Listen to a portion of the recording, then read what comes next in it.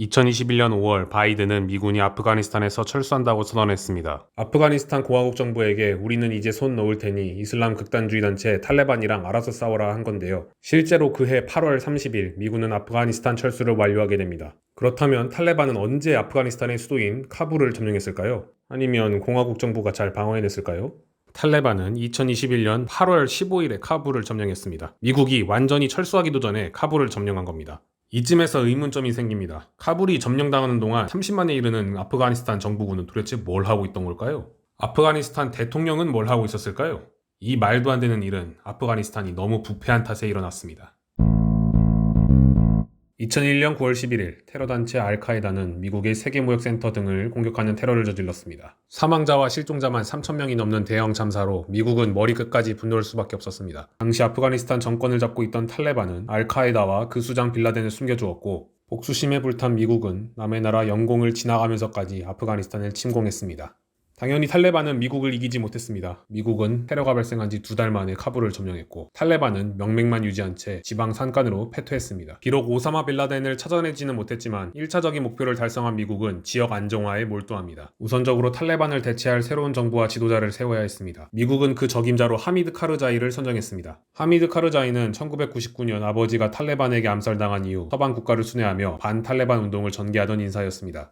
미국 입장에선 그가 중앙정보국의 협조도 잘하는 것은 물론이고 가문대대로 고위 정치인을 지낸 경력도 있어 아프가니스탄을 이끌 적임자라고 판단했습니다. 하미드 카르자이가 얼마나 부패할지는 상상도 못한 채 말이죠. 20세기 후반부터 아프가니스탄의 국력은 바닥을 기고 있었습니다. 1979년부터 1989년까지는 소련과의 전쟁을 벌였고 그 후로는 탈레반이 세운 아프가니스탄 이슬람 토호국과 아프가니스탄 구원 국민 이슬람 연합전선 이른바 북부동맹이 내전을 벌였으며 결정적으로 또 미국과 전쟁을 벌였으니 사회 기반 시설이 제대로 남아있을 리가 없었습니다. 미국은 마셜 플랜 등의 과거 경험을 바탕으로 아프가니스탄에 대규모 지원을 실행하기로 합니다. 넘쳐나는 자본력으로 도와주면 새 정부가 민심을 얻을 수 있을 거라는 판단이었습니다. 실제로 2020년 미국 의회 보고서에 따르면 2002년부터 아프간 재건에 총 1,440억 달러를 투입한 것으로 추산했습니다. 그 외에도 일본이 5억 달러, EU도 5억 달러, 사우디도 2.2억 달러를 지원하기로 결의했습니다. 우리나라도 역시 2002년부터 2004년에 걸쳐 4,500만 달러 지원을 약속했었고 그 이후 2010년부터 2020년까지 5억 9,963만 달러를 지원했습니다. 이 자금은 정부 행정 능력 강화, 교육, 보건, 인프라, 경제제도 재건, 농업 개발 등에 쓰일 계획이었습니다.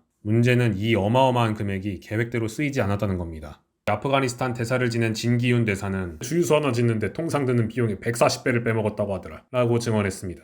아프가니스탄 현지가 위험하다 보니 각 나라가 직접 지원을 꺼립니다. 대신 국제기구로 돈과 물자를 보내고 국제기구는 그걸 아프간 현지 NGO로 내려보내는 방식으로 원조가 이뤄지는데요. 그래서 20년 동안 지원을 받고도 제대로 된 공장이 지어지지 않았고 국제사회의 원조를 피부로 느끼지 못하겠다고 말하는 아프가니스탄 사람이 많았다고 합니다. 그럼 많은 지원금이 누수되는 동안 아프가니스탄의 공직자들은 뭘 하고 있었을까요? 나라를 위해 일하는 사람들이니 원조 집행이 투명하게 잘 진행되는지 감시해야 될 것 같은데 말이죠. 그들은 매관매직을 하고 있었습니다. 신동아의 보도에 따르면 가든이라는 지역에서 경찰서장을 하는 아하마드 씨는 중앙정부 고위 간부에게 2만 달러를 주고 서장직을 얻었다고 합니다. 아프가니스탄에서 2만 달러는 집을 서너 채 사고도 남을 돈입니다. 그에게 왜 서장직을 원했는가 라고 물었더니 몇 배를 뽑을 수 있는데 2만 달러가 대수냐? 라고 말했답니다. 뇌물을 바치고 벼슬자리에 앉았으니 국민을 위해 봉사할 마음은 없고 돈 빼먹을 궁리를 하는 게 당연합니다. 또 다른 사례로 부패 권력은 어떻게 국가를 파괴하는가를 저술한 사라 체이스는 아프가니스탄에서 10년 이상 활동했었는데요. 그녀의 취재에 따르면 검문소에서 일하는 경찰들이 지나다니는 화물차에게 관세 및 웃돈을 요구하고 이를 거부하면 폭행을 가했다고 합니다. 검문소에서 일하는 말단 경찰까지 썩었던 것입니다.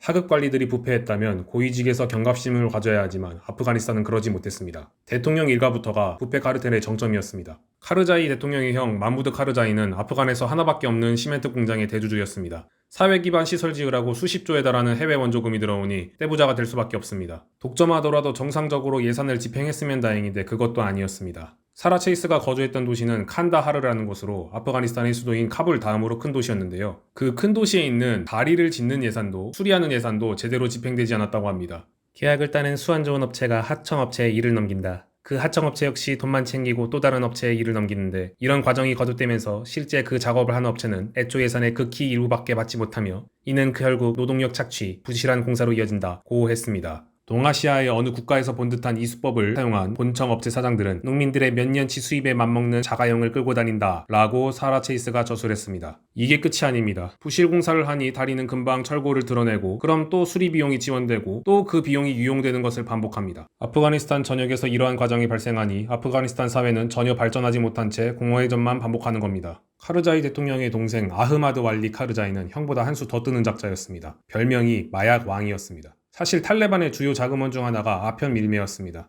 당연히 미국이나 서방 입장에선 범지구적 골칫거리인 마약을 퇴치하고 싶었습니다. 근데 퇴치를 못했습니다. 카르자이의 동생을 필두로 한 세력 때문에 돈만 낭비하고 퇴치를 못한 겁니다. 하미드 카르자이가 2007년 파키스탄 대통령을 만났을 때 국경의 마약 밀수를 막지 못하는 파키스탄을 비판한 적이 있는데 파키스탄 대통령 무샤라프가 당신 가족이다 단속해라 라고 비꼬았을 정도입니다. 국방부문도 부패의 그늘이 드리우기 마찬가지였습니다. 아프가니스탄군은 위장 디자인 군복, 개구리 무늬 군복을 도입했는데요. 사실 군사학적으로 좋은 군복은 아니었습니다. 아프가니스탄 국토의 2.1%만 초원이고 나머진 사막입니다. 사막에서 개구리 위장 군복을 입고 다니면 나 싸달라고 광고하는 셈밖에 안 됩니다. 대체 왜 이런 군복을 도입했던 걸까요? 국방장관이 좋아해서 도입했다고 합니다. 군사학이 아닌 뒷거래 등 부패의 논리가 적용된 것으로 추정되는데 아프간군의 생명이 걸린 일로도 부패를 저지른다니 참담할 따름입니다.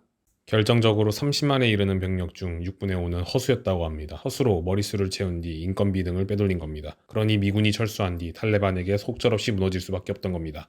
이런 총체적 난국의 상황에선 최고 지도자가 부패를 척결할 의지를 가져야 하는데 대통령 본인부터 그러할 생각이 없었습니다. 일개 행정보좌관을 2만 달러 뇌물수수 혐의로 체포했는데도 카르자이가 화를 내며 직접 바로 석방을 지시할 정도였다고 합니다. 부패 네트워크가 너무 견고했다. 아무리 지위가 낮은 공직자라도 처벌하려고 하면 그 소식이 네트워크를 통해 카르자이에게까지 전해졌다. 말단 공무원이 자기 부서장에게 뇌물을 상납하고 그 부서장은 자신의 상사에게 뇌물을 또 상납하고 그 정점에는 당연히 대통령 카르자이가 있는 겁니다. 그럼 해외 원조를 해줬던 서방 국가들은 왜 부패 방지에 필사적인 노력을 기울이지 못했을까요? 아무리 아프가니스탄 내정이라고는 하나 서방의 국고로부터 나온 돈이니 간섭할 수 있는 명분은 분명히 있었습니다. 그들이 부패 방지에 힘을 쏟지 못한 가장 큰 이유는 이라크전 때문이었습니다. 2003년 이라크가 대규모 살상 무기를 개발하고 있다는 거짓 첩보를 믿고 전쟁을 일으킨 겁니다. 아무리 세계 최강의 미국이어도 두 개 전쟁을 동시에 완벽히 수행하는 것은 무리였습니다. 그러다 보니 아프가니스탄에 대한 관심도가 떨어졌습니다. 예산도 줄고 인력도 줄어서 감시할 인력도 모자라게 된 겁니다. 민심도 이반할 수밖에 없습니다. 공직자들이 많이 떼어먹긴 하지만 미국 등으로부터 해외 원조를 받아내는 아프간 공화국 정부가 탈레반보다는 더 낫지 않냐는 의견이 있을 수도 있습니다. 그런데 이게 행동경제학적으로 봤을 때 꼭 그런 결과를 도출하지도 않는다고 합니다. 지금 상황과 관련된 실험이 최후 통첩 게임인데요. 실험 참가자 A와 B는 주어진 돈을 둘로 나누어 가집니다. 이때 A가 돈을 어떻게 나눌지 제안하면 B는 A의 제안을 수락하거나 혹은 거절합니다. B가 수락하면 A와 B는 A의 제안대로 돈을 받고 B가 거절하면 A와 B는 둘 다 아무런 돈을 받을 수 없습니다. 상식적으로 생각해보면 B는 아예 0%가 아닌 이상 제안을 수락하는 게 이득입니다. A가 많이 갖는다는 게 배가 아프긴 하지만 어쨌든 돈이 생기는 거니까요. 하지만 실험 결과 만약 A가 20% 이하만을 B에게 건네주는 불공정한 분배를 제시할 경우 B는 대부분 제안을 거부했습니다. 비합리적인 대우를 받는다고 생각이 들면 과감히 손해를 보는 결정을 내린 겁니다. 그럼 이제 A를 부패한 아프가니스탄 공직자, B를 아프간 국민이라고 생각해봅시다. 분노한 아프간 국민들은 이런 식으로 분배하느니 차라리 탈레반의 편을 들겠다는 생각이었을지도 모릅니다.